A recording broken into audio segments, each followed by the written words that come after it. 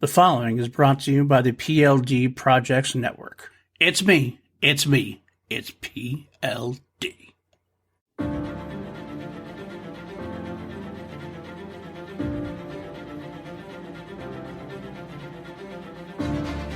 PLD. PJ Campbell. Two mediocre white dudes on film. Because frankly, we know you don't have enough of that in your life. So we're here to give you more. And without further ado, here are two mediocre white dudes on film. I love numbers. I just want you to know that. I love numbers, and I'm not talking Frankie numbers. And I saw you. You always try to encroach on me being so excited that I see the numbers counting down. I do. I need you to calm down, Gramps. All right? I got right in front First, of you. before we get on here, you're talking about Columbo, and you're quoting Columbo like you're Peter Falk. Look, there was only one Peter Falk, motherfucker. I'm sorry. Get that through your head. The guy who sits there watching Civil War movies I don't know is what calling you're me talking about. Gramps. He's calling me Gramps. Okay. I do, actually. I do. I like Gettysburg. What can I say? It's a good movie. You watch a lot of the old band movies, and that's okay. I'm okay with that. I'm an old person. At least I'm I'm the honest. old person here. I'm the old person here. That's the funny thing. I'm 32 going on 90. I'm half a 90 going on 90. I don't know, man. I sometimes think I'm older than you in the things that I like and the things when we're talking about it. Sometimes. Because I'm always like confused by you, to be honest. I like that. A mystery wrapped in an enigma. And whatever that whole phrase goes from there, I don't remember. It's too young. I don't know. But are you like the living personification of Manifest Destiny? I might be. That is the greatest line read maybe ever. I'm sure that some people saw like over the weekend.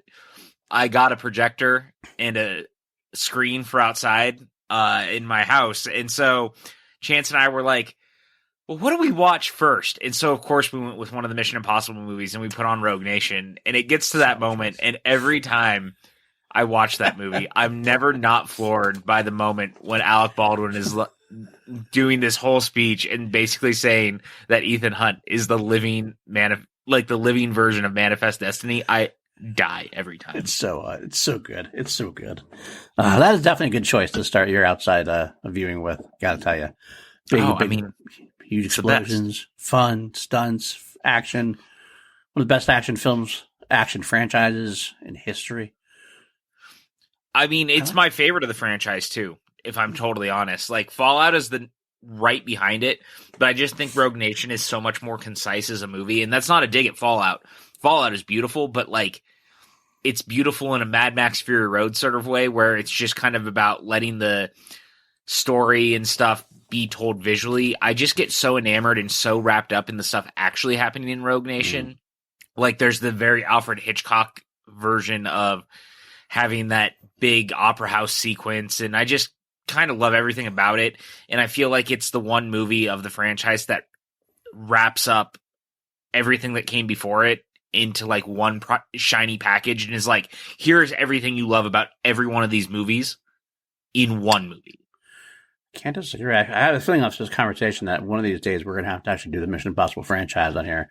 Maybe when Mission Impossible 8 comes out, potentially. Because I'll tell you, I will be fighting to the death for my baby, which is Mission Impossible 3, and the greatest villain in the franchise, Philip Seymour Hoffman. I mean, there's no doubt in my mind. Chance and I had that conversation the other night. Philip Seymour Hoffman is the best villain in that franchise. Very, very good. I like the whole thing. I mean, I like J.J. Abrams of it. I like it's a fun action adventure, like spectacle. I get it. I get why it's not for everybody, but this is one to me that brought it a step forward. Before we got to 4, 5, and 6, which really kind of propelled it a different direction, more I can't say realistic, but solid. The rules were the same for 4, 5, and 6 as they were for like 1, 2, and 3 in a way. If you know what I mean, if that makes sense to you. No. I 100% see where you're coming from, and I don't disagree with you. Like, I think 5 and 6 in particular actually set the series on an entirely different trajectory than all the other ones. Mm-hmm. Even more than 4, because I think a lot of what 4 does is kind of set up in the third one. Yeah. Just kind of turned up a tiny bit, but like, I think it's also the fact that the first 4 movies are made by one director each movie, but Yeah. now 5, 6, 7, and 8 are all being done by one director. And so there's a very distinct line in the sand. How Harry Potter of them? Yeah, a little bit, to be honest with you. I mean, I said Harry Potter, the first two were the same, but they did have, Columbus, and it was Columbus first, then they did go director, and then they settled on Yates for the long run. God, can I say this? Like, I don't know why I asked. This is just how the show runs. Am I the only one just ready for David Yates to just move on? Yeah, that's all he does. Like, he's a professional Harry Potter director, or Wizarding World director, I should say now, but like that's what he does, and just I feel like this is his 7th movie in the franchise that's coming out next month. You realize that? His lot. 7th. It's better for him, and I think it'd be better for the franchise if they kind of parted ways and went something else. Or both. I am desperate for literally anyone else to take over the reins as director at this point because they're all coming back. To be honest, I think Chris Columbus is going to come back and do Cursed Child. I think he probably will too. I think that's the feeling I have. Yeah, because I think that Cursed Child is very close to being like an actual reality as a movie. Mm-hmm. And I think that between the special that we got earlier this year and the ages and Columbus being so vocally talking about it, it just kind of seems like one of those things that's clearly building up steam. And I've been having this conversation again with Chance lately. This is the last Legacy sequel, like, that you can possibly really make that really matters to a generation of people. Like, if you think about it, I mean, maybe Alien, but that ship seems to have sailed. Arnold wants nothing to do with Predator. Right. Star Wars has done theirs. Indy is doing their second Legacy sequel. Could, in a way, maybe in a way, it'd be really tough to do, but I can see Hollywood trying it as doing a Middle Earth type thing, a little Return to Lord of the Rings kind of thing. I wonder how that would work. I mean, I don't know if they could do it. I don't know if they Do could you need either. the rights to that? I don't even know. It would be new material, but the same characters in a way, so I don't know. I mean, they have the appendices and stuff they could actually draw from. But this is like the last major one. Yeah, no, I get what you're saying on that. I think so too. Yeah, they can't do Back to the Future, obviously, at this point, unfortunately. Not that Karate Kid's been done. Karate Kid's been done in a better way that's possible. Mm-hmm. I mean, Top Gun's getting done. You're right. Yeah, I legitimately cannot think of another Legacy sequel that would matter in the way that something like bringing back the cast of Harry Potter would. And WB knows they need it because truth of the matter is like, I like the Fantastic Beasts movies. I prefer the second one to the first one. I know that's a thing that most people do not agree with, and that's okay. I just love the pieces that it lays out and like where it was going. And it's definitely more of a building block movie than it is an actual movie, which is part of the problem. Right. But though the movies are floundering at the box office, the J.K. Rowling of it all is a problem. Mm-hmm. They need a brand reboot, if you will. Yeah, that's the exact word. I was going to say kind of a save, but a reboot is almost better. Mm-hmm. Like, the quick patch, though, is get the original cast back, bring them back, have them do Cursed Child, because the best thing for them is Cursed Child was not written by J.K. She helped with the story, but she didn't write it. Right. So you can get away from, having to worry about her really being involved with it because she didn't write it. Right. I get that. That's true. There's a funny thing, PJ. It's 8 minutes in. What movie are we covering today? I think we're talking about franchises, specifically ones that have cinematic universes. Mm-hmm. So I think we're talking about The Nun today. We are talking about The Nun today. Okay. Corin Hardy's 2018 film, the fourth? Did I have math right? No, fifth. The fifth film in the Conjuring franchise. In the Conjuring franchise. Chronologically, the first. This is the prequel to the prequel to the prequel, theoretically. That is correct. It is set in 1952.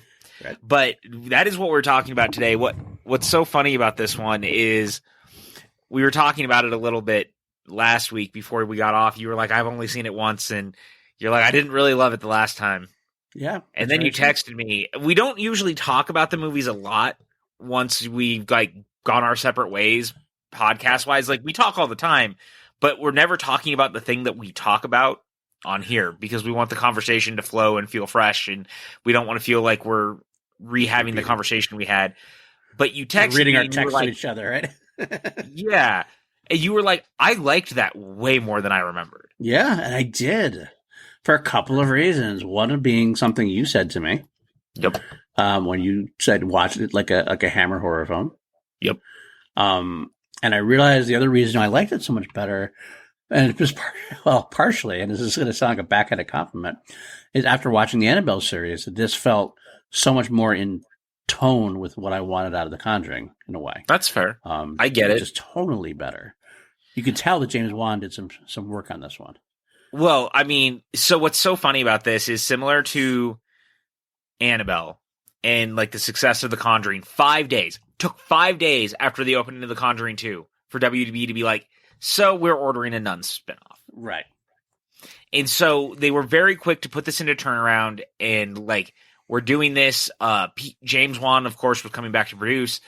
They had David Leslie Johnson came in. He did a draft of the film.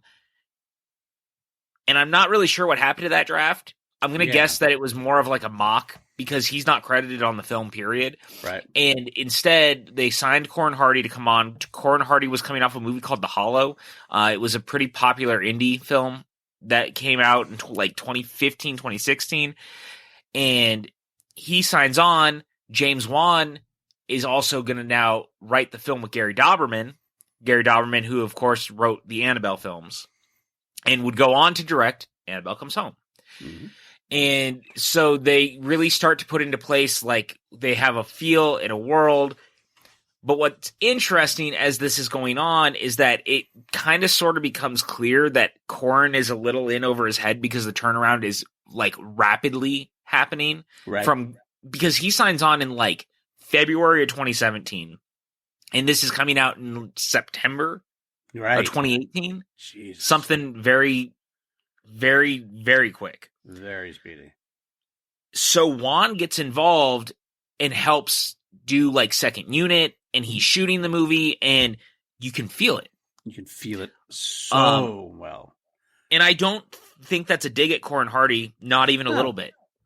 That is Juan has a vested interest in the series. He came up with the story. He helped with the script with Gary Dauberman, and he wanted to make sure that whatever was happening was seen through to the end. And on the back end of this, the film opens and makes so much money. Right. Its opening weekend.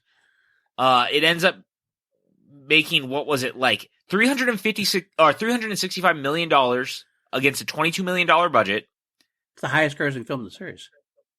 The highest grossing film in the series has like a ridiculous opening weekend, just in general. Breaks like all sorts of records it just makes so much money. Mm-hmm. Way more than anyone's expecting. And they announced that they're also going to be doing a sequel. Of course. At this point. Now it's 2022 and we haven't heard anything since, but the world has also been shut down for 2 years. So I think that that's a big part of it, is that they were waiting to get through the pandemic and figure out what was going on. But The Nun ends up being the next version of Annabelle. Right. A better version of Annabelle, to be honest with you.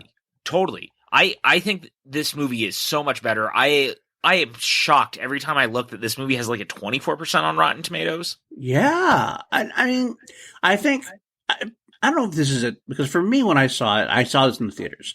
I believe that this was the first of the spinoffs that I saw in the theaters. I think I wanted to, because I heard it was a Conjuring movie, et cetera, et cetera. And I think I went in and I was like, okay, well, I expect a formula of sorts from The Conjuring. I expect you're going to get the Warrens, you're going to get a case file, you're going to get them solving the case file. And even though I know that this is a spinoff and not necessarily, you begin with Lorraine. You see Lorraine in there, and they show the nun and everything else. Then you don't get her the rest of the time until the end. And it just feels like, oh, that's not what I came to see. And so it's a little weird that way. But like I said, going back to it, knowing what it was, like knowing what I was in for, And because of the Annabelle series, I love this one so much more this time because of the tone. It felt tonally consistent with the Conjuring world. And they did a lot of just great imagery in this one. Dude, there's some stellar imagery in this movie. Right. There's some subtlety in this film that I didn't pick up on the first time as well. I noticed as well.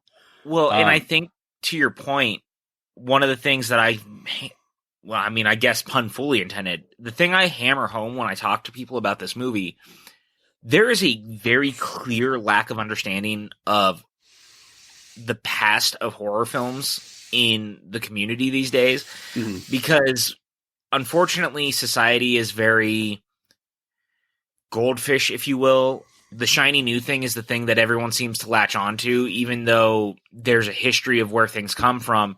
And I think that a lot of the people that are super hard on this movie don't really realize that it's clearly being made as a love letter to a very bygone era of horror making that is really like not done. Hammer horror still exists, but it's a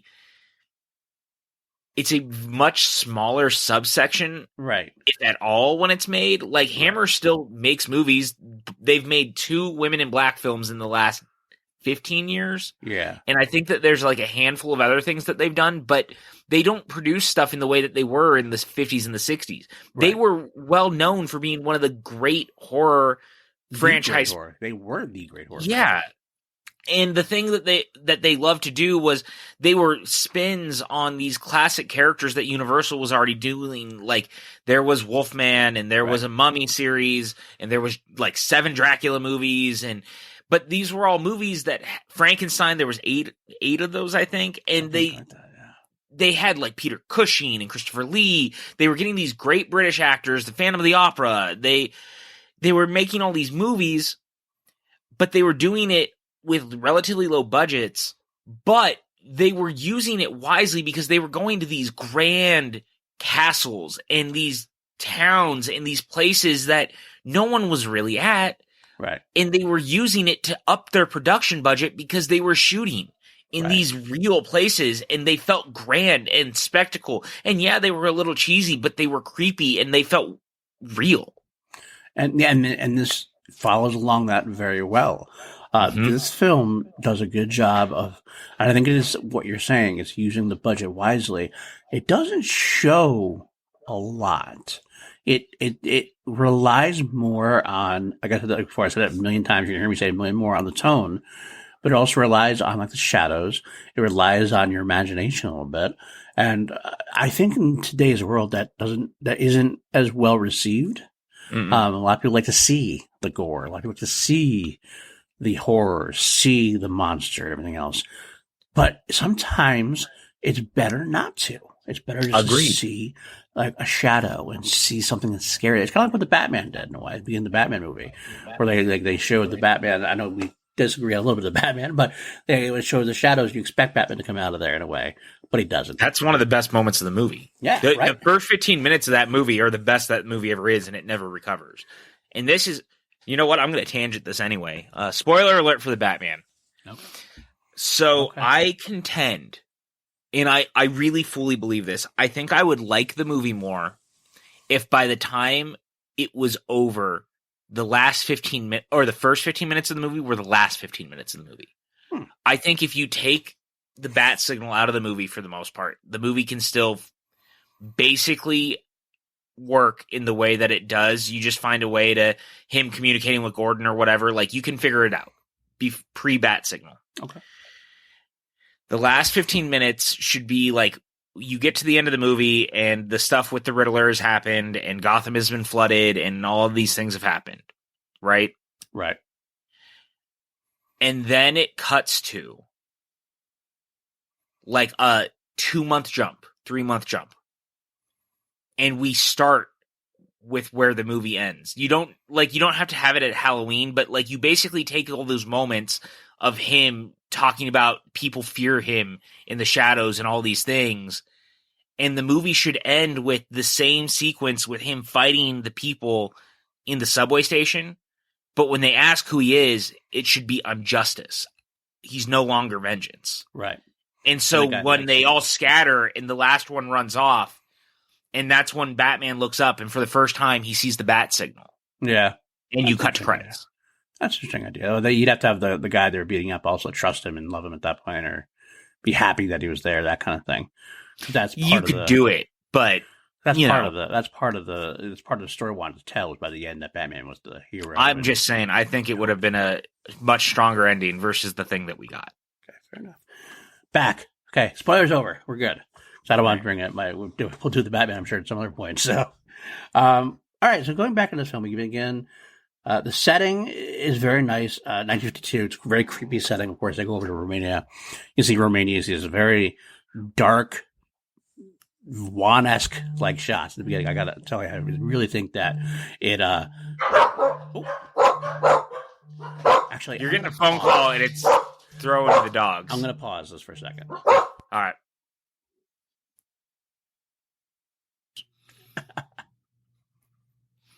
All right. Well, you already so rudely interrupted the podcast. You decided to take a goddamn phone call in the middle of this. What is this, fucking amateur hour? I'm an important person. You are not. You do not have many leather-bound books. Your apartment does not smell of rich mahogany. Look, I've seen that movie too, okay? Fair enough. I apologize. It had to be done. I apologize. Here we go. We're back. All right. Because you're just like one side of a tangent by you, that was a tangent by me a little bit, just more off. You took a phone call. At least mine is always about movies. Fair enough. That was my All right, so you know what? I'm going to need you to get off your little high horse. I'm going to need you to calm down a little bit. Can I get a low horse? Or? Sure, go get a pony. I don't care. What are you, a 12-year-old girl? Maybe. I could. Have you ever seen that episode of Seinfeld, the pony? Yes. I had a pony. This is one of the all-time great comedy bits. Okay. Anyway, so we were talking about like the hammer horror of it all and all these things, and you started to talk about Romania. Yep. And the setting of the movie. And one of the things I really like is that they very much went out of their way to be like, we're going to shoot this in Romania. Yes. So we might, like, in doing that and making it the setting, so many movies shoot in Romania, we don't really think about it. And it's always for saving money. Right. This movie, they were like, well, we're going to try to save money doing it anyway, so we might as well just set it there. And they find a great spot for it. It is perfectly done for it. Like, I mean, like the tone. Like I said, talking about the tone, it's just the shadows are right. The place looks creepy. There's always something creepy about an old church. Anyway, I don't want to mean to be like slamming any. It's not like a slam on religion, but old castles and old churches and old abbeys are in some ways architecturally beautiful.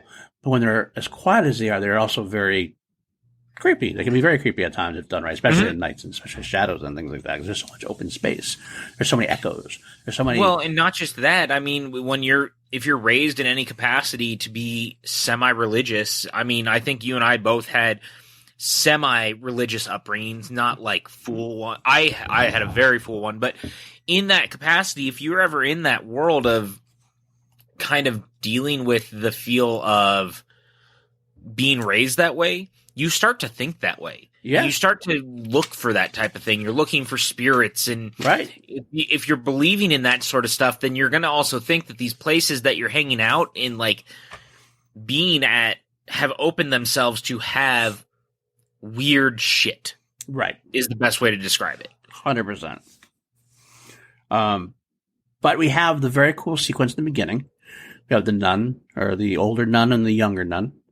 Yep. And we get the whole sequence where we have the nun getting attacked and the younger nun, for whatever reason, we don't understand exactly what's going on, but she ends up hanging herself. Dude, also, this sequence, can we talk about what a fucking way to set everything up is that you're going down this hallway, the way the camera's panning and moving, you are going down this hallway with them. They're both scared. They know they're not supposed to go down there because clearly something at the other end is bad. Right. But that whole hallway is full of crosses. Yes. Like weird, creepy crosses. Mm-hmm.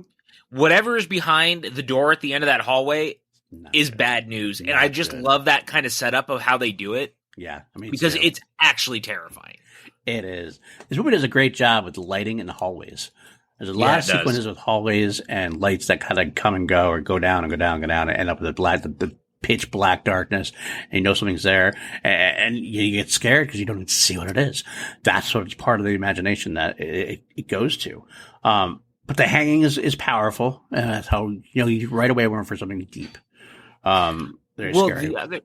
And you're right. And the thing that goes with that is also the other hallway shot. Right.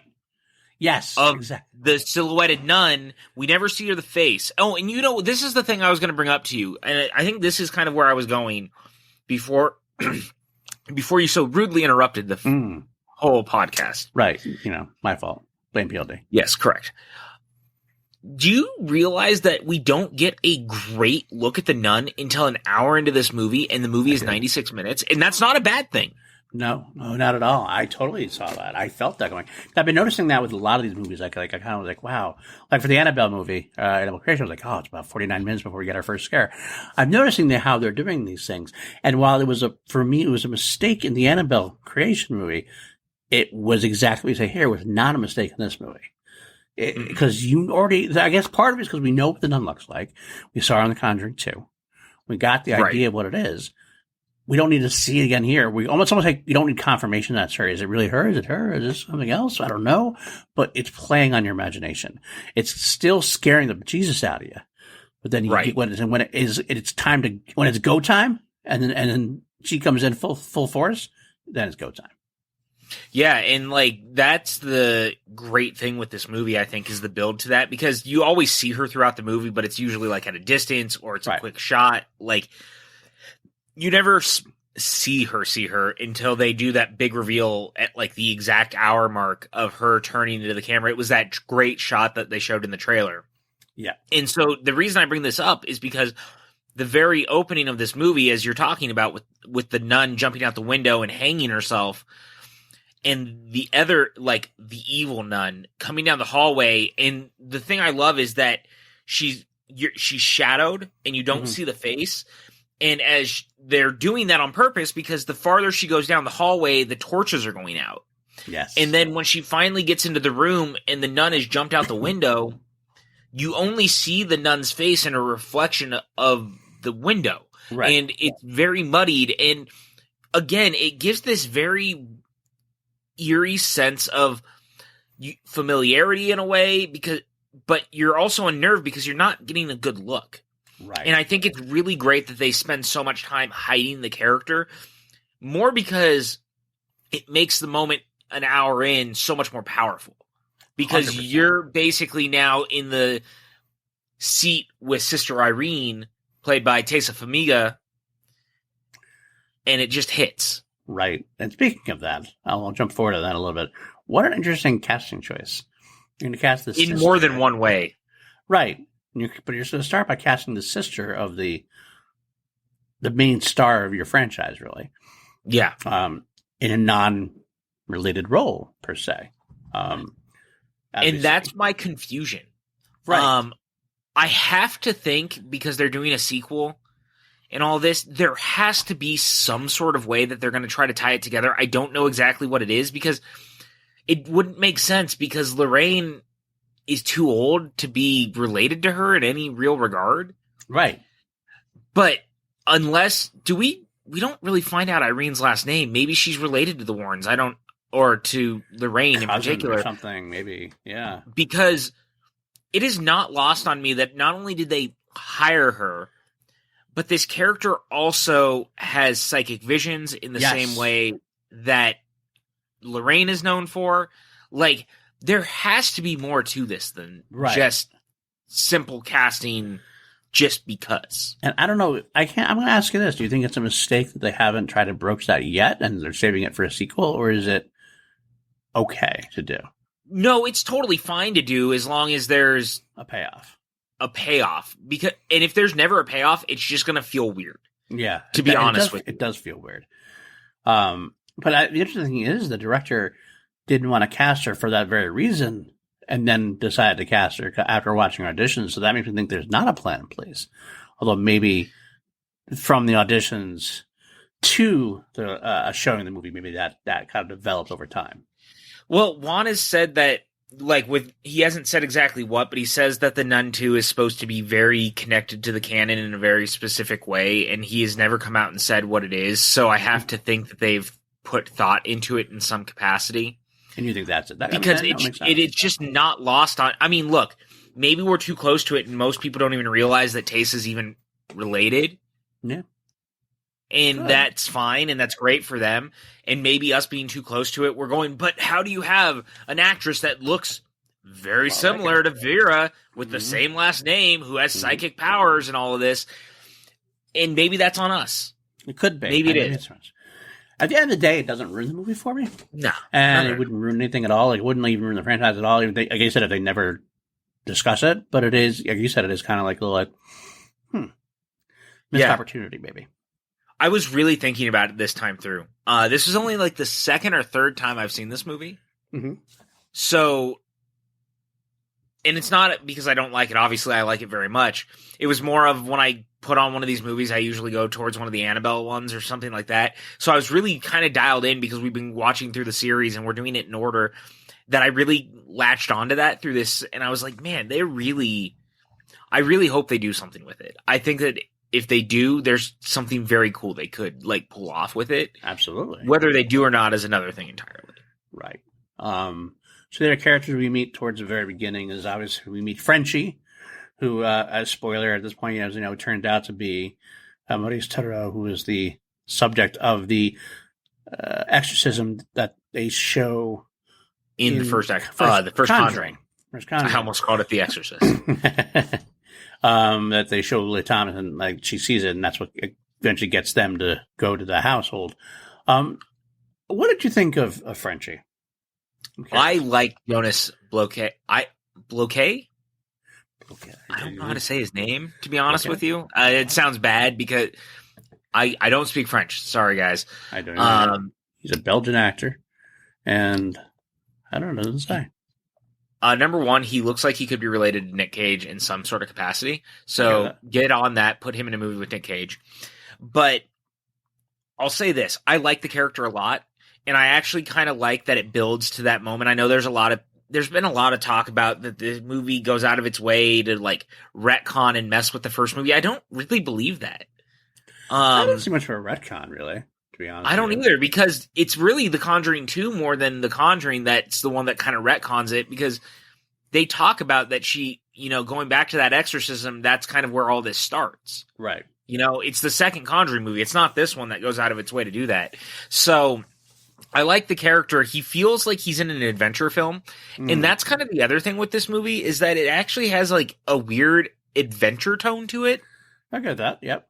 And that's kind of the world he lives in. He's clearly the comic relief. He clearly kind of just exists to be the portal to why Valak ends up in the lives of the Warrens. Like, we don't really dive deep into him. But I do like that there's a good connection between him and Taysa. I think that they're very fun together. I'm actually French Canadian, but don't tell anyone that, it's less romantic, it's less appealing, and I thought that was really fun. He's just a fun character. I liked hanging out with him. That's cool. I mean, I was not as big a fan of him. I thought he kind of was pretty generic. I didn't catch much of this vibe, to be honest. I mean, he was okay with Taysa. He did have an okay chemistry with Taysa. It didn't ruin the movie for me, but I just feel like there could have been a better performer in that role. I don't know why. Just he didn't really strike the right notes for me. It's fair. But, I mean, I'm not going to go to the mat with you on this one. I'm not like, this dude is like the greatest actor and like saves this movie. Like, I mean, I thought he was perfectly serviceable for the thing that he was in. And again, I think that's part of the vibe of the movie is kind of hammer horror. And I think dude was very in on the joke. Yeah, I get that to a degree. He definitely has his moments, but I'll give you that much at all. On the other hand, I really like Demir Bashir as Father Burke. Damien Bouchier, who has become like the father of all things genre filmmaking over the last decade. Yeah, really much. This dude has a ridiculous resume of just being in literally every genre thing that you could think of, from this to Godzilla versus Kong. Like, he's just in everything. Yeah, like Alien Covenant. He pops up in all sorts of stuff. And I love that because it makes him exciting to see pop into things. Yeah. Chaos Walking. Like, The Grudge. The Grudge, The Midnight Sky. The Heat. Hateful Eight. Like, dude is just good. Machete Kills, wow. Yeah. He is, and he's a solid anchor for the film. Because I like that he's not perfect. He is the leader of the foray. He does have a rock, he's the rock of the group, and he feels that way, even though he's not perfect. I don't know. I like the accent. I really like this accent. It just lends to be perfect for that character. It's exactly like if you told me what this character was, this is exactly what I would picture. So it's like, this is perfect casting for me. I 100% agree with you. And one of the things I really like about him too is that there's a sense of, I'd actually like to spend more time with this character in particular, because I think that there's a lot of fun to explore with him in this idea that he is clearly also not trusting of the Catholic Church. Right. I wanted to explore more of that too. Yeah. And that whole meeting at the beginning, I actually really like it. You know what it reminds me of? What? Is the original opening of The Godfather 3. Okay. Fair enough. Where Michael's having the conversation with the Vatican in his own way. That's how the Coda version starts. Right. And it kind of reminds me of that, but it's a different version of, like, Michael clearly has the upper hand and everything in The Godfather 3, but in this, Damien Bouchier is like, I have no upper hand in all this, and you're clearly lying to me. What is going on? Like, that whole bit is really, really great, and I connect to that in a way because, like him, I don't really, like, spoiler alert, and no offense to anyone who is religious of any capacity, I don't trust religion. Faith and stuff is great, but man-made religion is terrifying. And I think that this in particular really leans on that. Right. And it's so interesting because he's a man of faith. Yeah, I agree with that. I agree with that too. I love how he works with Tyson quite well. There's this, like, I don't want to say it's not a father-daughter thing. It's not, but it's in that realm where he really seems to care for her. Like, he gets like when he talks to her and she's like, I don't know what they're talking about my. I don't have any knowledge of Romania, like, because they set up the journey, right, with her going to Romania because of her experience. He doesn't, like, turn her down right there. He quickly is like, you know what? Everything happens for a reason. I mean, he says the Vatican does everything for a reason, but it kind of felt more like everything happens for a reason. And he strikes it off so well, though. She feels trusting of him, even though she's not all in on the Catholic Church as it does. She hasn't said her vows yet. I'm not exactly sure what's going on with her. So you get these two characters that are kind of like in their own spot in their role, in their, like, unknown role in this the Catholic Church, and you throw them together to set them on this, like, really crucial mission. It just sets up a lot of cool dynamics between the two of them. Well, the other thing I really like is in the inner dynamics of her being like, look, I've never been to this place. I don't know why you came to me. I don't know why the church chose me. Right. And that whole kind of dynamic of him being like, well, they clearly choose people for a reason, but even he's still like, they're lying.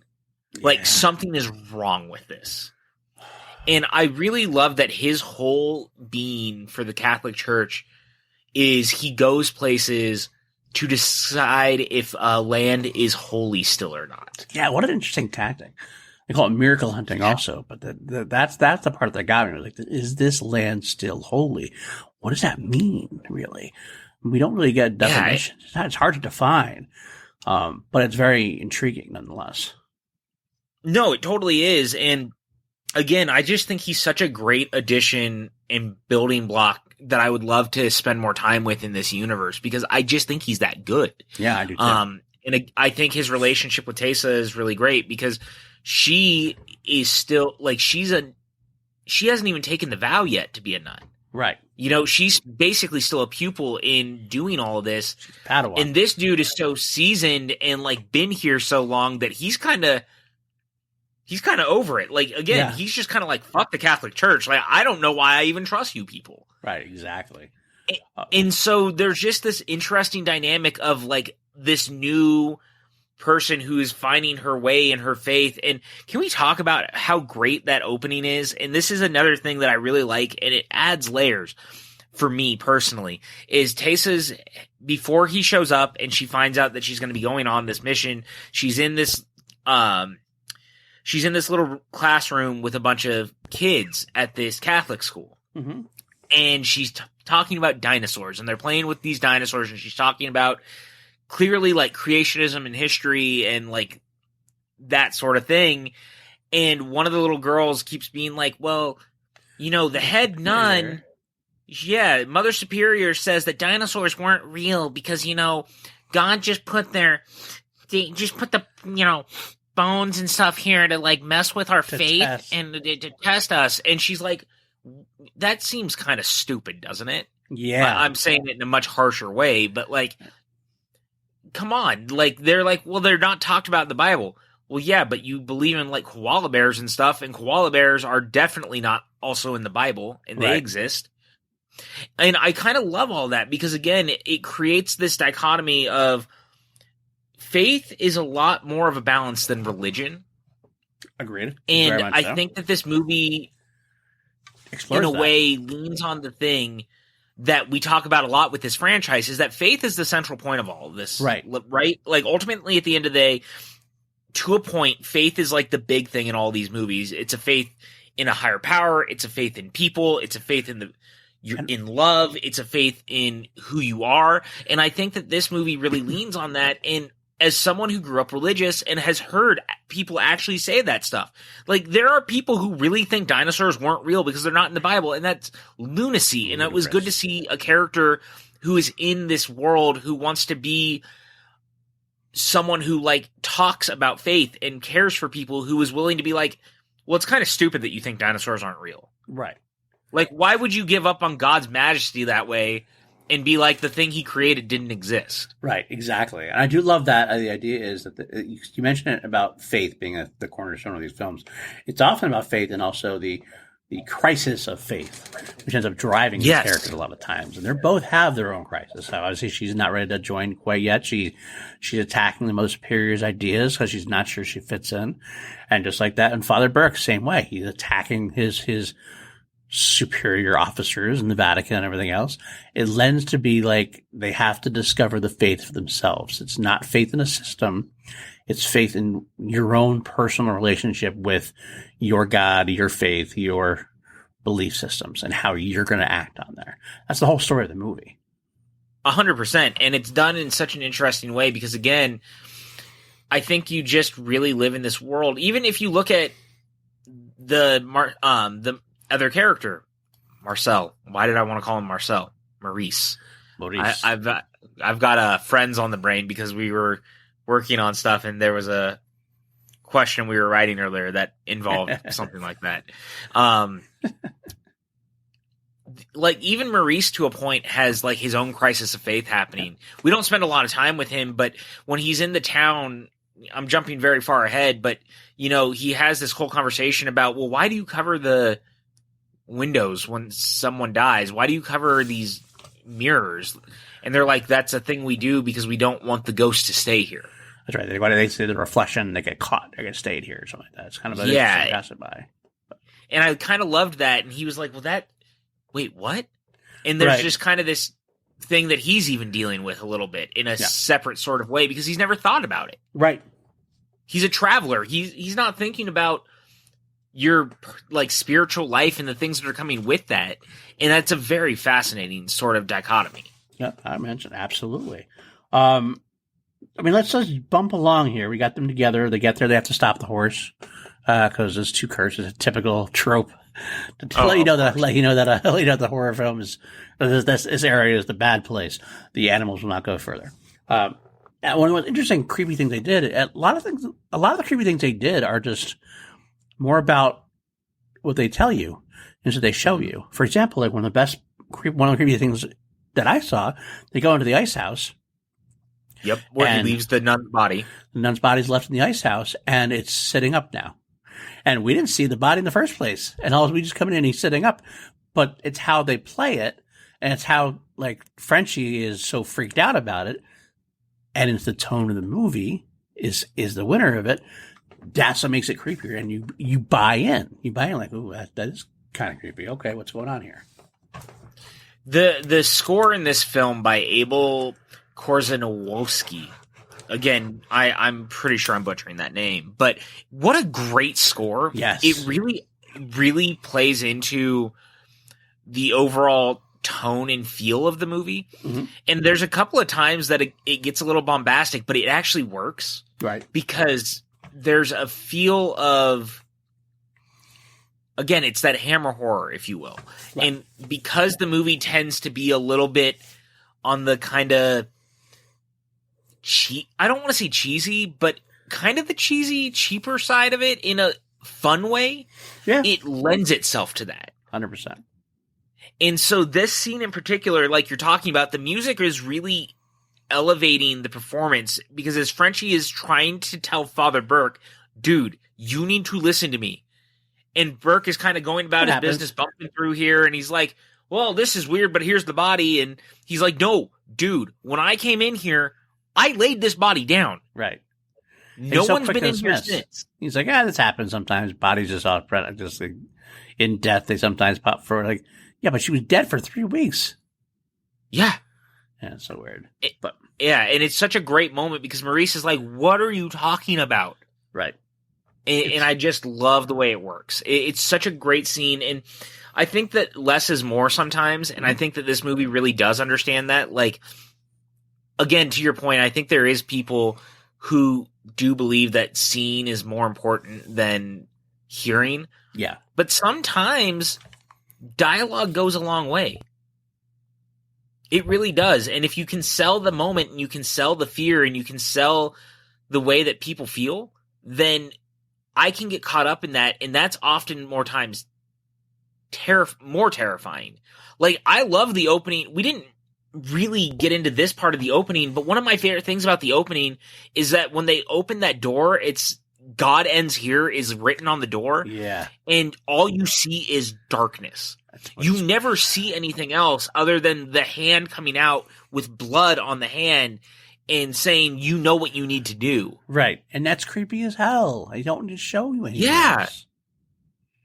But they do. That's all you need sometimes. It's scary, dude. And it works. Especially for me, it works. Agreed. I mean, the next part is actually one of the scariest things to me, and that's just they enter the abbey and they meet the abbess, the mother, the head nun, and she's just sitting there in this black, like veil, all in black. All in black. She got this old creepy voice.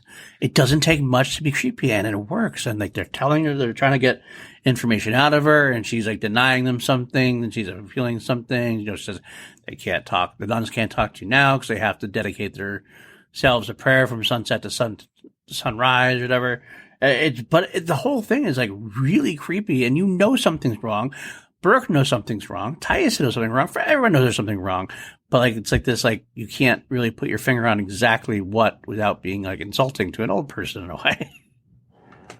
I don't know if you caught this, and it's the only thing that I love this sequence. I love the character. I think the Mother Abbess is so creepy. Yes. However, I have one gripe, and it's a thing that I can't get past it. I didn't notice it until watching it this time. Okay. The voice. Mm-hmm. All I could think about was Ghostbusters and Zool. And the way that you hear it, the voice sounds so similar to Now Choose. Oh, interesting. I didn't and I couldn't get past it. Like every time I was thinking about it, I was like, I'm watching Ghostbusters. It's still great, and the sequence is super terrifying. But I also would like giggle a little bit, and I was like, so when is the Stay Puft Marshmallow Man going to walk in? You say yes, Father Burke. You say yes. Yeah. That's 100%. I'll have to check it out. It's not a deal breaker. I mean, no, of course not. Pretty much next after that, though, when we get a little more backstory to Irene and her back of her visions, especially the specific Mary points the way. And I like hearing that because especially you brought it up, that's where I lent into, okay, so she's probably related in some way to Lorraine. But it's funny how, like, because of the time frame, like, this is not like medieval times, but 1952, a time where Visions would be looked down upon as being someone being crazy, someone being insane in a way, and like which her father said she was. She was lying. Exactly, so they're lying, and it's kind of cool. The church goes with it and lets her develop her possible visions and everything else. It's an interesting thing for her, and I think that she plays it off very well. She plays off this creepy, like almost wary to admit it because she's gone through it a couple times, but yet she feels comfortable enough with that she can go a little bit into it and not feel too bad. So it's a very threaded line that they slim line they cross, and it's handled very well by both performers, I think. Well, it totally is, and the flip side of that is Burke. In the way that the rebuttal of it all is that he goes, your story reminds me of my own story. And he starts talking about this kid, Daniel, who was possessed and people looked at as being crazy for the similar reasons. And we start to go down this path with him. Mm-hmm. That's so fascinating. And one of the things that I like about it is we start to see this dark side of, he goes, the last time I was around someone like this, I think I might have jumped the gun because Daniel died. Right. And there's a little bit of that darkness hanging over him, which is part of his crisis in faith. Right. And you also realize more and more why they were put together. Totally.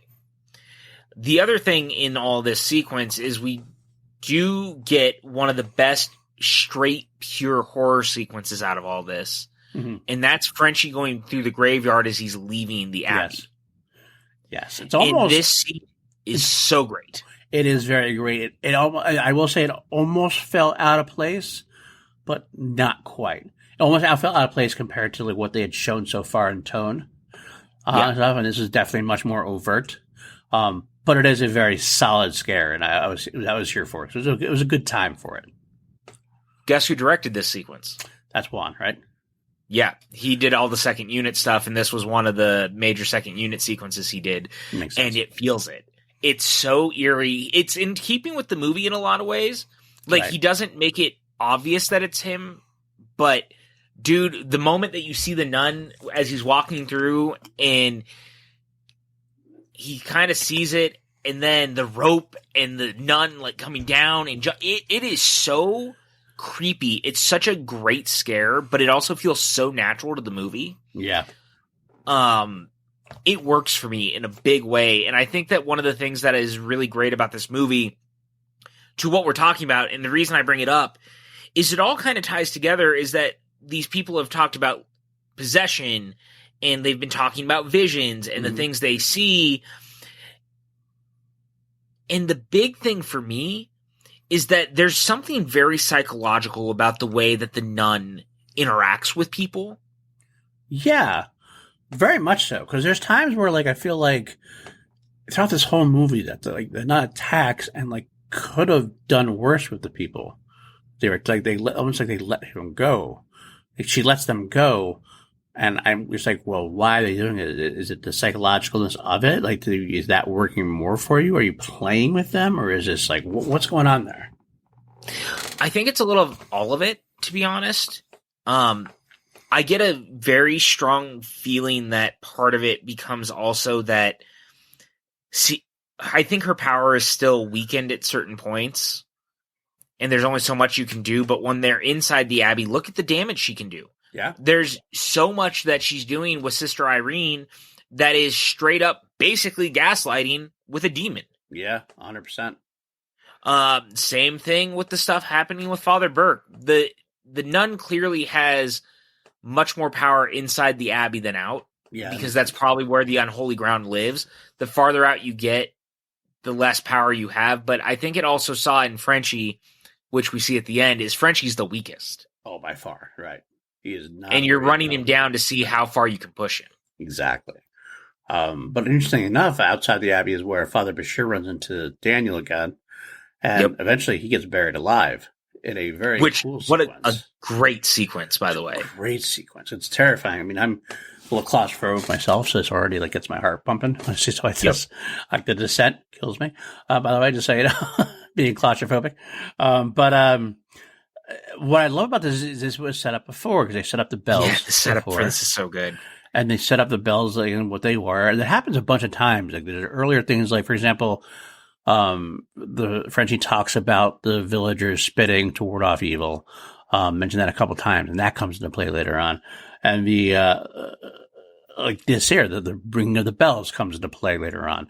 Almost everything comes into play. Deliveries, that the crossword puzzle comes into play later on. It all comes back into play. But this sequence is great because he's in the box. He's shouting as loud as he can. He's ringing that bell. And then I love that Irene almost like uses her power. What? What was that? The tombstone. Oh, the tombstone yes. once he's buried is so good. So good. Everything about it is so good. And you're right. It all kind of comes full circle. And I love that Irene like uses her superpowers in a way, because the nun tries to distract her by ringing all the bells. All the bells are ringing, but she's able to use her psychic powers, it feels like, to like tune it out. Like she also has that moment where she stops, listens, and focuses, and knows where the actual bell sound is coming from. You know what's funny about this too is we were talking about with Annabelle Creation, one of the creepiest moments in the movie is the stuff with the bell. Right. In this movie, like quadruple downs on, you think bells are scary? Wait until we put bells outside. And I've always thought that being buried alive would be like the most terrifying feeling in the world. In Kill Bill Volume 2, I kid you not, just how much it gives me anxiety to watch that sequence play out. Mm. Like, oh, it's awful in the best way. Like it's well made, but it gets under my skin. And so this scene in particular terrified me, and this idea of the bells and stuff is just so crazy and so fascinating. And I love that they play into it, this idea that, well, in a time where plague and things were happening and sickness was happening and we were burying people kind of in mass. Yep.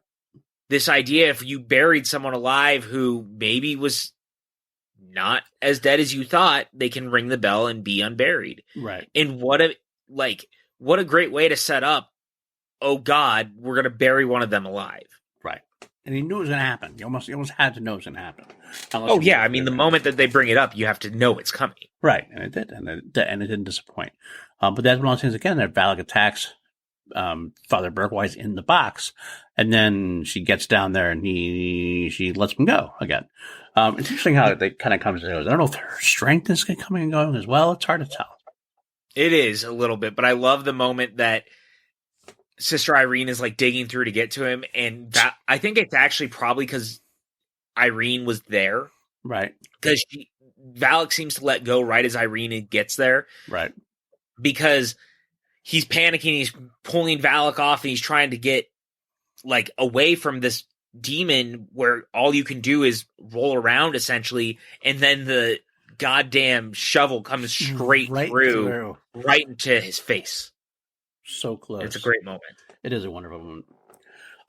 But it's awesome how when Irene does save him and brings him up, it's almost like it's like traumatic experiences that bring people together, and they were like all on the same page now at this point. All on the same page. Interesting enough, though, what follows is Valak's attack on Irene, where she really get to see her one-on-one with Valak. She sees it, and she's in the mirror, and then the cross falls, and then like she starts fleeing. It's really cool. It's really cool how that one works as well, because I like that it took a long time to get to that moment for Irene. Got a lot of little things along the way, but that now is that one moment where she sees the nun, and okay, here we go. Now we know something's going on. 100%. And again, I think that they just build to it in such a great way. And one of the things that I like as all of this is coming through is the history of this abbey and how in the Middle Ages they hid the nun, right? And it was just kind of like biding its time, waiting. Right. And then World War II happens and you drop these bombs and now the nun has been unleashed again on the world. And I kind of love that. I love it. Yeah. It works for me.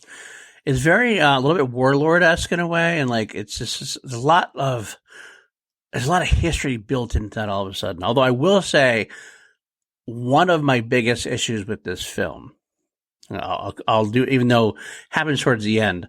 But since we're doing a spoiler episode, I can jump ahead about it because you bring it up.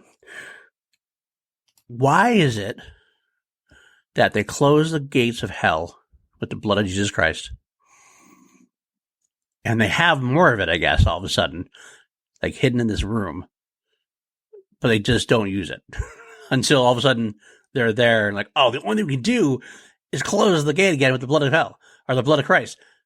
So the nuns who have been praying all this time, and like, because the war, the bombs broke it open, the seal, and now we have to pray to make sure the evil doesn't come out or the evil is contained.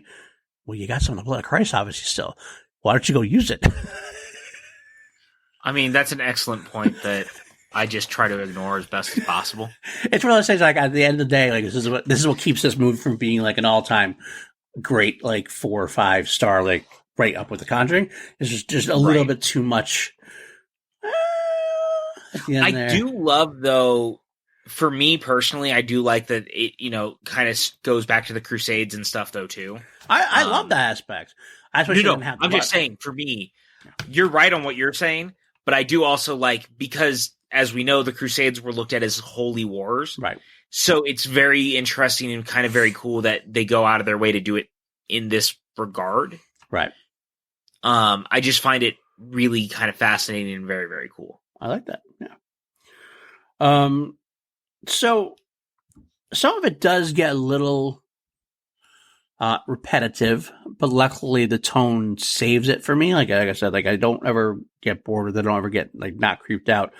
But there's a lot of like, okay, so something happens, something shows up, they deal with it, they're back to normal-ish, and they move on.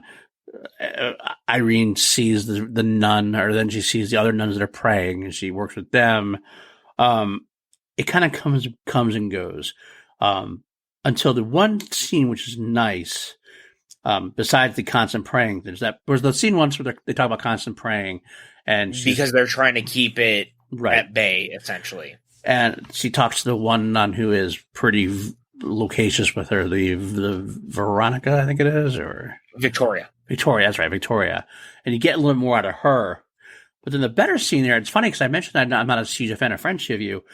Frenchie gets away and goes to the Black Bear, and we see him talking there. That's the aforementioned ghost in the mirror sequence, and the warding off evil is also brought up there as well, the spitting and warding off evil. And he learns stuff there. It's a nice little pause from what was going on in the Abbey in a way. Sometimes you need that moment of pause.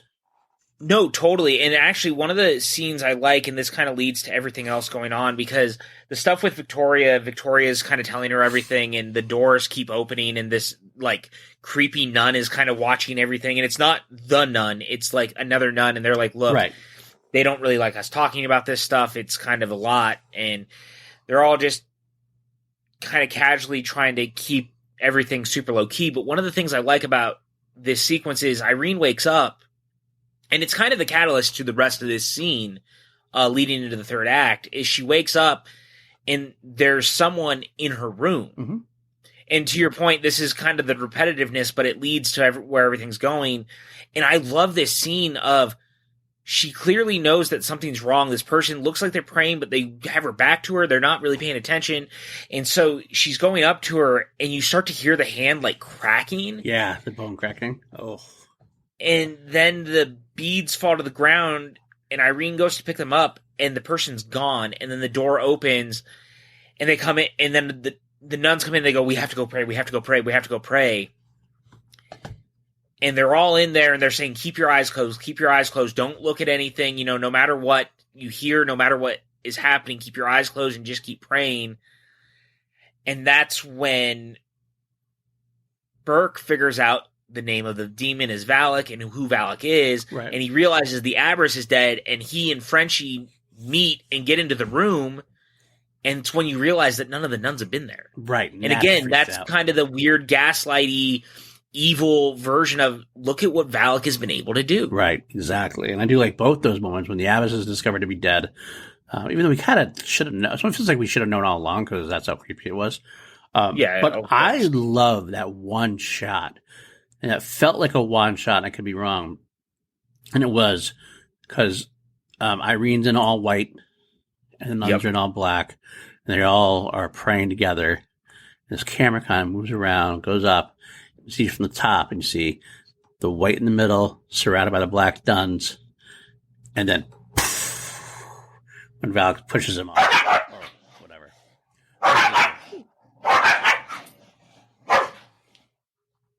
Really? Now who's interrupting who, PJ? Knock it off. All right, sorry. That's okay. That makes sense. You got a phone call, you have a dog call. It's all good. So, but I was saying, like, that moment there really kind of solidified one of, like, the best parts about the movie for me, which is that one shot. I don't know what about it was. I actually found myself rewinding to watch that shot again. I think Corin Hardy has got a very cool visual sense. A lot of the time, there's a lot of that in this movie.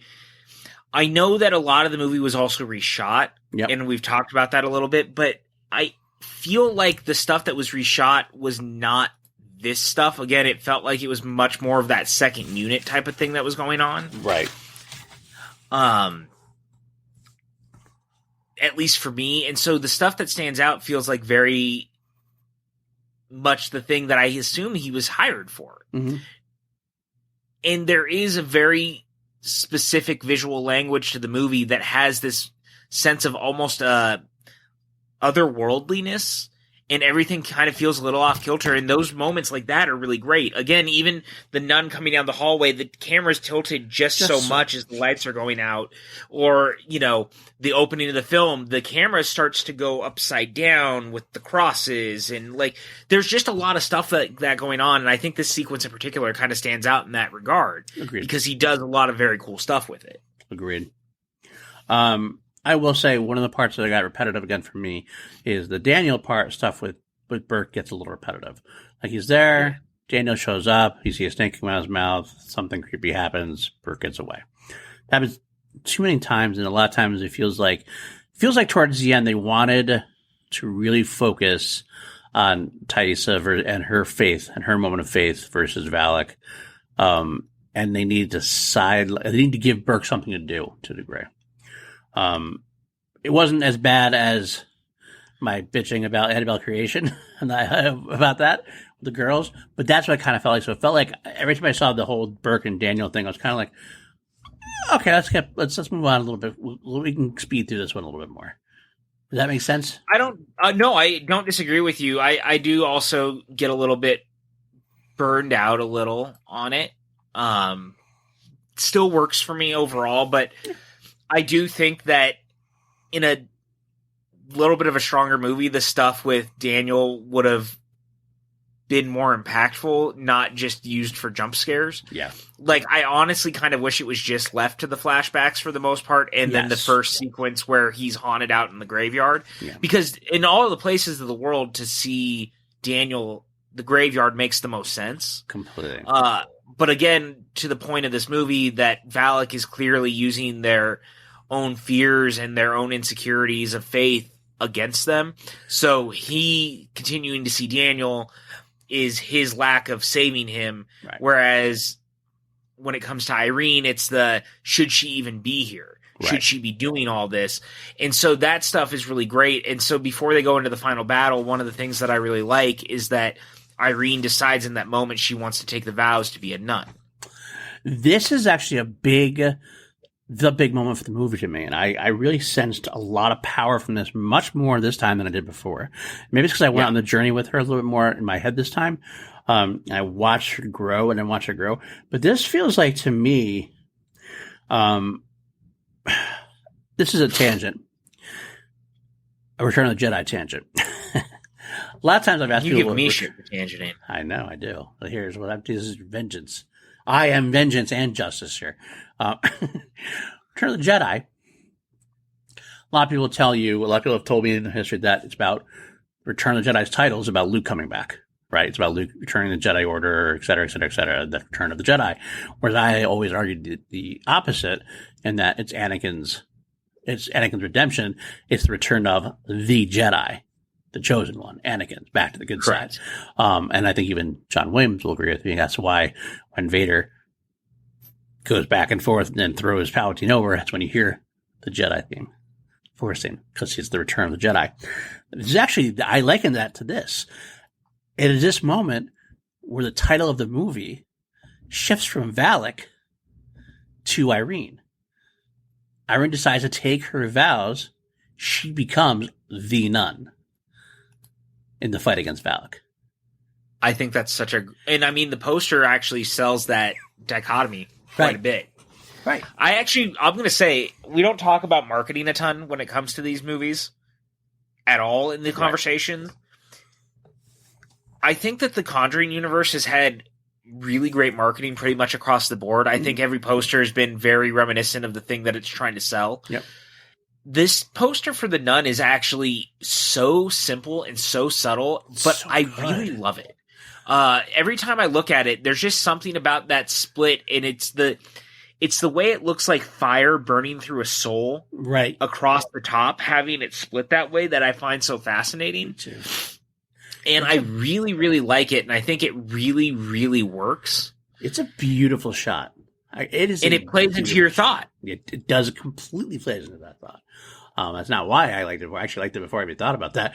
But yeah, it does, and that's why I really felt a very powerful moment coming. Now I'm like, this is like the battle of the champions here. We have Valak on one side, we have the true, powerful Irene on this other side, and it works. It works so much better this way. And I was wondering before, the whole time I kind of went through, like, well, why would you have her not be a nun? Why would you have her be this like trainee in a way? What is this going to? When this happened, you're like, this whole thing was meant to be. This whole thing was powerful.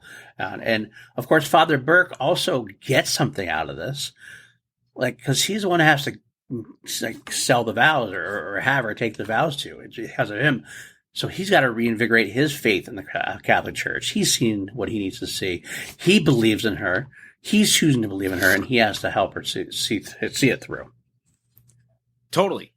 And I think that that's ultimately what works the best for this movie, is their back and forth in the way that it all kind of comes together in these moments. And I really think Damien and Tessa sell it.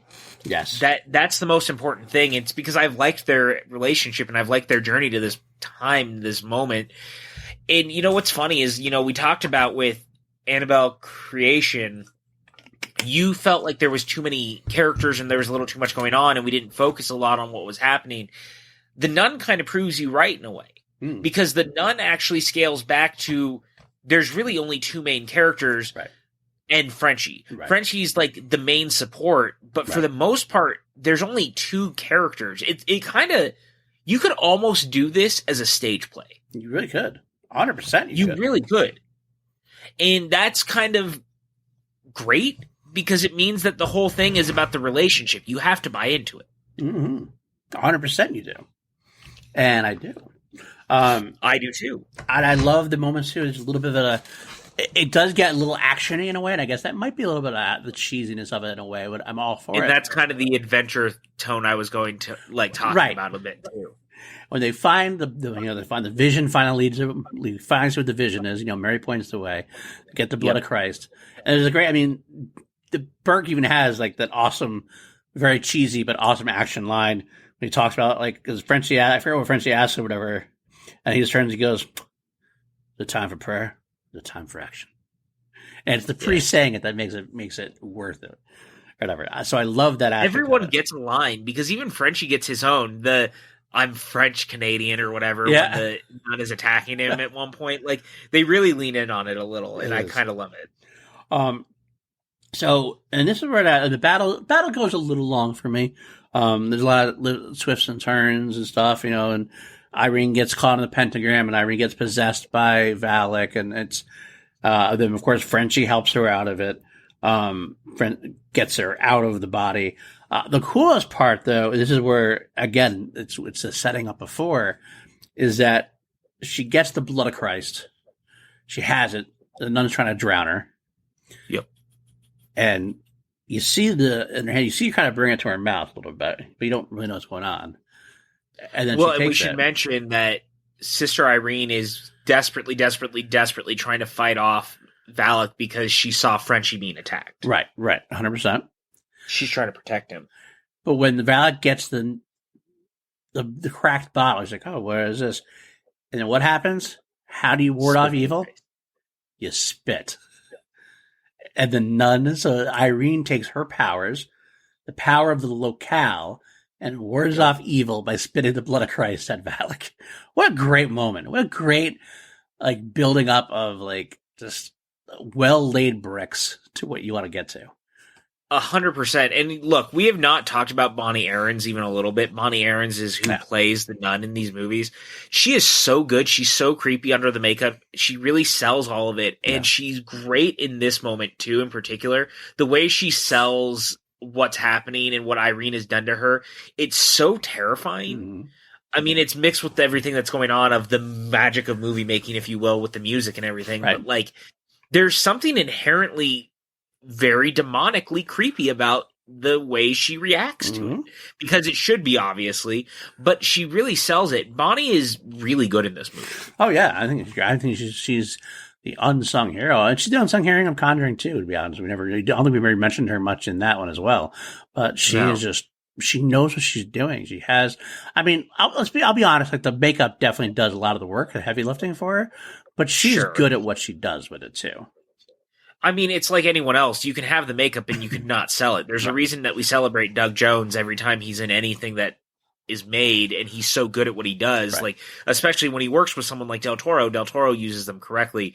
I find that most of the filmmakers involved in these movies clearly know how to use someone like Bonnie and use that physical prowess and stuff, and the way that she can move and turn and look and do things very specifically for the character. Like, the nun has a very specific movement that works, even down to using shadow in the walk of, like, that type of stuff is very specific to your character. Right. And they do the shadow walk, of course, in this movie again.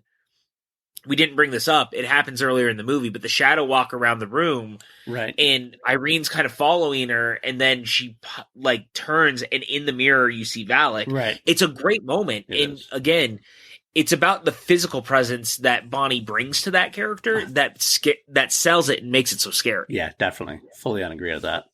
Let me ask you a question. I watching this again, I still don't understand how Valak really. I mean, you see the shot that Valak goes into Maurice, into Frenchie, but it feels like if Taissa spits the blood of Christ on her, and they seal this up again, and this just gets to the point where, like, afterwards, it's a holy ground again.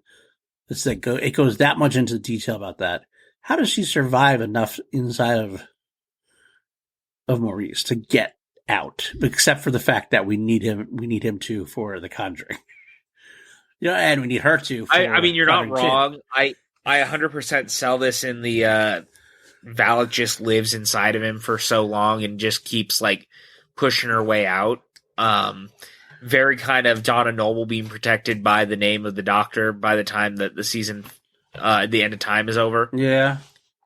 Yes. It's mostly out of convenience, right? It's definitely, and I admit that. Yeah. It's completely out of convenience to bring in the fact that they said that in The Conjuring 2 that Valak was involved in the exorcism, because everything goes back to that day in the exorcism when everything went wrong, because the first movie they talk about it, and then it's kind of the crucial point of everything else that you find out in The Conjuring 2. Like, everything comes back to that moment, so they needed to have a character who was the vessel for that moment, and so Maurice just became that character. Right. And it's totally fine, and it works, but it's also just more out of convenience. It's not because it actually makes any sense. So it does take me out a little bit when you see it at the end. It does feel like it's kind of like it cheapens the victory, so to speak. But I mean, I kind of should know that going in, because we know this is a prequel. We know that they can't have a solid finale ending for Valak, because she's got to come back. But it does cheapen it a little bit for me, I will say. Well, it also does the thing that drove me nuts about Creation. I really don't need the movies to end with the footage from the movies that we've already seen. About to say that because too, yeah. I mean, is it fun in a way? Sure. Because what they're trying to do is they're trying to do what Saw does, where at the end of every Saw movie, once the twist has happened and it, the music swells and you realize, oh, you've been on this journey, and it's breaking everything down, and it's like this big thing. They're trying to do that, but the thing is like, I clearly already got there. Yeah, I don't need the last 3 minutes of the movie to be the recap of the stuff that I've already seen. And not like a recap, it's like really just straight up the footage from the first movie. It's like, why am I seeing this again? I don't need to see this. I get it. They're spoon feeding it for the people who don't get it. And again, maybe it's because we're too close to it. I get for a general audience, it's very important because, like, for people like my mom who would watch this movie, she may not put all the pieces together. Like, she may not be as linked into what we're talking about. And so, she hasn't seen The Conjuring since it first came out. It's 4 years later, or whatever it is. 5 years later. Yeah. So that makes sense, I guess, to a degree too. They're not watching it in a matter of a month and a half like we are, so to speak. Right. So, there's a give or take to situations like that. Right. I get why they do it, and I understand the point of it, especially to, again, tie it all back. But it always just kind of feels unnecessary in the moments of us binging through this series where I'm like, well, I already know this. I just watched this movie 4 weeks ago. Right, exactly. All right, well, here it is there, PJ. We're at the end of the road here. It is time to rate it and rank it. Of course, we go 1 through 11, because we already turn up to 11 here on PLD Projects. I'm very interested to see what we say. Last week was the first time we diverged our paths. We had 10.5 for The Conjurings. We both had 2s for Annabelle. Both had 10.5 for Conjuring 2. Last week you had 8 for Annabelle Creation, and I had 6 for Annabelle Creation. So where are you on The Nun? I'm going to take a wild guess right now. I think you're going to put this, the way you've talked about it, you're putting this at like a 7.5, aren't you? Perhaps. I'm kind of curious now. Because I don't know where you're going to put this. I don't know if I like it as much as I like Annabelle Creation. Okay, I get that. But I clearly have a much softer spot for this movie than most people. It's much better than Annabelle. It's not quite as good as the Conjuring movies. I think I want to put this at a 7. 7. Okay. Yeah, I think like you, that gets a little repetitive at moments. I think that the ending gets a little rushed and a little bit convoluted just for the sake of convoluted to, get the vessel to the thing. And overall, I would I would probably go back to Annabelle Creation before I go back to The Nun again. And that's not a dig at the movie. It's more of just I really like Creation because I like the cast. I like a lot of the people in it. But this movie's really good. I think it does a lot better than a lot of people give it credit for. The Hammer horror of it all is really great. I think it's much better than average. Mm-hmm. I think it has one of the most important conversations about faith that the series is willing to have. I think that it really pushes the characters in interesting directions with that in mind. So I think a 7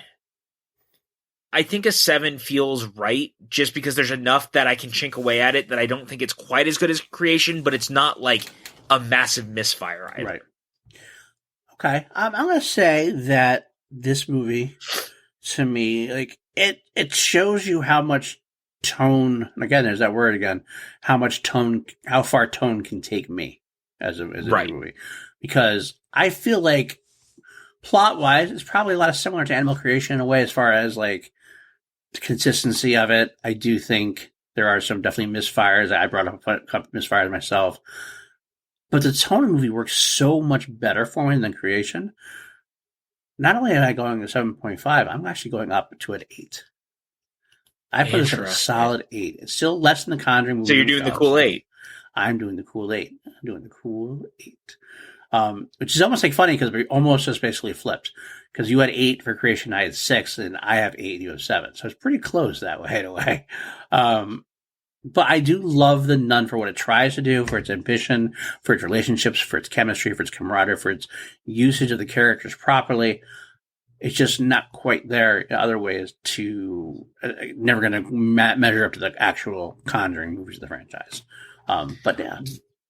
No, totally. And I think that's ultimately the thing that holds the movie back more than anything is that, unfortunately, for most of the spinoffs, they're living in the shadow of the, mothership. Right. 100%. And that ultimately is kind of a problem. And actually, I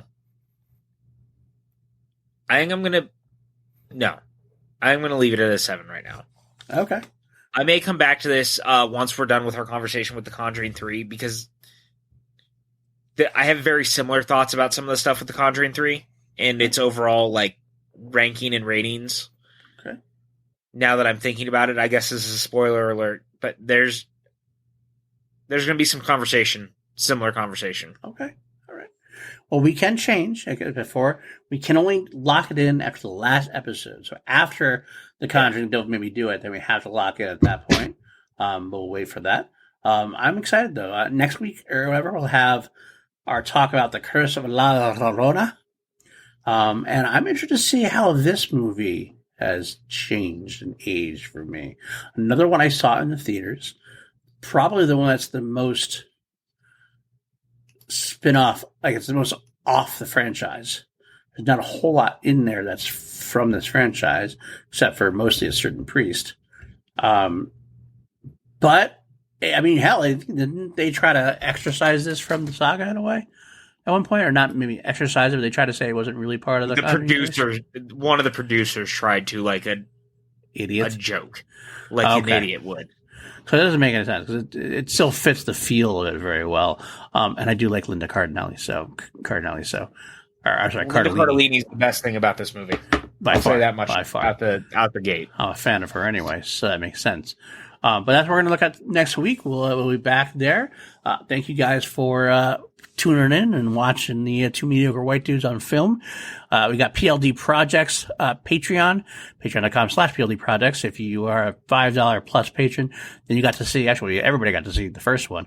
You got to see the episodes of Two Mediocre White Idiots in a Box where PJ and I discussed Doctor Who. We discussed the Eighth Doctor's entire catalog of visual arts. So yeah, we got that. We got more franchises coming in. If you're on the Patreon, if you're at a certain level, you can request a franchise, and that's already happened. We already actually have that happened. We have Brandon Buckingham has suggested and hope that we are going to do the Middle Earth saga, and we will actually be doing the Middle Earth saga probably. I think we decided to do that next after the Conjuring franchise, I believe. We'll be doing the live action Middle Earth. We'll go from there. That should be part of it. And, while we're talking about my patrons, I do have a bunch of patrons who I'm very proud of to being a part of the patronage, and I can read off some of their names. This is the tier they are on. My producers are Brandy Parker, Jeff Alterman, Kelly W., and John Lestrina. And my executive producers are Danielle Ramirez and Brandon Buckingham. So I thank you guys. We love all of you. And also on PLT Project, you can stay tuned. Weekly Scoundrels, myself, Richard Jarvie, and Matty Gunner on Mondays generally, but the next couple of weeks it's going to be Tuesdays at 12:30 Pacific, 3:30 Eastern. It's a lot of fun as well. And you can find me on Movie Trivia. Schmodown is back. Friday Night Titans. Go watch those episodes. Those are fun. This is the way Schmodown should have been. Me, myself, and PJ.